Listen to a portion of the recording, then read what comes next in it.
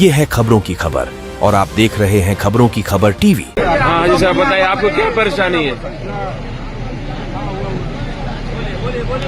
मुझे भी नहीं मिला।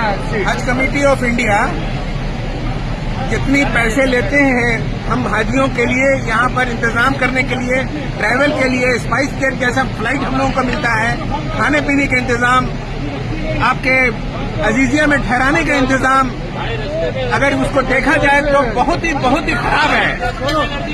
इतना खराब है कि नया ध्यान से बाहर है। अभी यहाँ पर 300 लोग हैं हम लोग, और उसमें 200 लोगों का ही एकोमोडेशन का इंतजाम है। कहाँ? मीना पे? मीना में पैर रखने की जगह तक नहीं है और बोला जा रहा है आने वाला कल के लिए बहुत जरूरी है। मोहल्लिम के आदमी जो है हाथ खड़ा कर दिए, बोले कि हम कुछ नहीं कर सकते। अस्सलाम वालेकुम रहमतुल्लाहि व बरकातहू। कोई डायरेक्ट बात किया हूँ तो बोलते हैं कि हम कुछ नहीं कर सकते, आप एडजस्ट करिए। यहाँ 300 आदमी हम लोग आए हुए हैं 397 से बिल्डिंग से, और यहाँ पर जो है 200 आदमी का इंतजाम किया है। उसमें मस्तूरात भी है और जेंट्स भी है, दोनों मिला करके 300 आदमी हम लोग बिल्डिंग में है। पर यहाँ पर ही हम लोग 200 मस्तूरात और क्या बोलते हैं कि जेंट्स को मिलाकर के 200 आदमी का ही इंतजाम है। बाकी 100 आदमी बाहर ऐसे ही घूम रहे हैं, एक के ऊपर चढ़े हुए हैं। और जब बात करने का गिजिर हुआ तो बोलते क्या है कि आप एडजस्ट करो।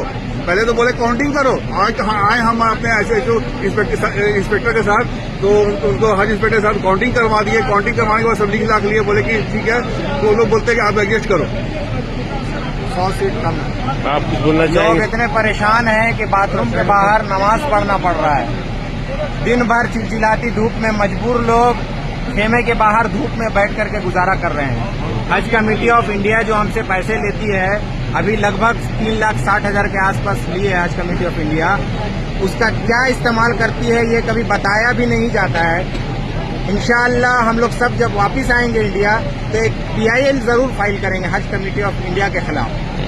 ये हमारे साथ ऐसा सुलूक क्यों किया जाता है। और ये सिर्फ एक खेमे का नहीं है, ये हमारा खेमा जो है 12-13 नंबर जो खेमा है 53/68 पोल नंबर के अंदर में, सिर्फ ये एक ऐसा खेमा नहीं है जिसमें ऐसी परेशानी है।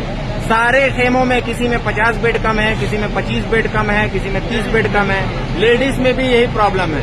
हमारे यहाँ तो 200 में 300 लोगों पर 200 ही बेड दिया गया है। और बेड की हालत क्या रहती है ये हज कमेटी ऑफ इंडिया बखूबी जानती है। 1.5 फीट बाई 6 फीट का बेड में एक आदमी बमुश्किल या तो बैठ सकता है या सो सकता है, और उसमें बोला जा रहा है 100 आदमी आप और एडजस्ट करिए। कहाँ से करेंगे? हज जो है हर जगह हम लोगों को ट्रेनिंग में भी बताया गया, हर जगह बताया गया कि हज जो है मुशक्कत है, बहुत मुशक्कत है। हज में मुशक्कत है, ये सबको मालूम है और सब मुशक्कत बर्दाश्त करने के लिए तैयार हैं। लेकिन ये मुशक्कत का मसला नहीं है, ये मसला है धोखाधड़ी का। ये हज कमेटी ऑफ इंडिया हम लोगों के साथ धोखा कर रही है। अभी ना तो HO साहब फोन उठा रहे हैं हमारे, ना हज कमेटी ऑफ इंडिया के वेबसाइट पे जितना भी नंबर है हम लोगों ने सब नंबर पर कांटेक्ट करने की कोशिश की, कोई नंबर रिस्पांस नहीं होता है, कोई नंबर रिसीव नहीं होता है। हमारे SHI साहब भी यहीं पर अवेलेबल है, SHI साहब का भी आप भी अपना बयान दे दीजिए। यहाँ करके हमने 2 कैंप का मुआयना किया, जिसमें एक में मस्तूरात थी, तो उसमें भी ख़वातीन बाहर हैं और बहुत धूप थी। उसमें इन्होंने बताया कि नहीं, और दूसरे बिल्डिंग की महिलाएं आ गई हैं। जबकि हमने जाकर के सबका मिलान किया, सब हमारे बिल्डिंग की थी। तो अब इन लोग बता रहे हैं कि नहीं, आपके यहाँ जो है सीट ज्यादा है और 2-2 सीट पे एक खवातीन बैठी हुई है। उनको हमने गिन करके दिखलाया।